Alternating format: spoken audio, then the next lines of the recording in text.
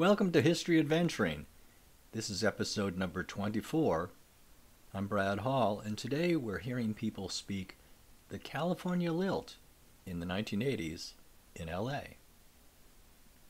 How we use the language changes over the years, and it's only when we look back that we realize there's been a shift.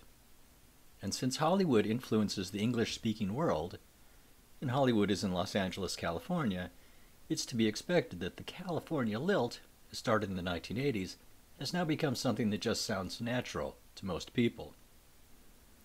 I just learned the term California lilt, and that description is absolutely perfect. I know people who grew up in LA in the 70s and 80s, and their lilt is very pronounced. No, of course I won't point it out to them. It's rude to comment on how people talk. Speaking for myself, I have a Twin Cities accent, being from Minneapolis.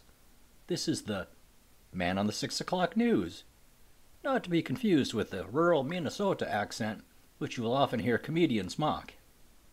Anyway, since the California lilt has now become how most people, especially young people in the United States, talk, unless they live where there are stronger accents, like on the East Coast or the South, you have to go back in time to hear the spoken word without it.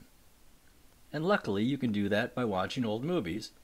And by old movies, I don't mean old black and white ones, just older than the 1980s. For those of you who are old enough to remember how Valley girls spoke in the 1980s, with expressions like, "Ew, gag me with a spoon," or the surfer dudes who said, "Whoa, gnarly dude," you can hear it.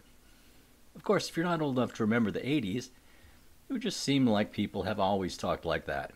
They didn't. It was actually kind of funny when it was new. It just seemed to fold into how people normally talked. The California lilt can be annoying to hear, but only if you can hear it.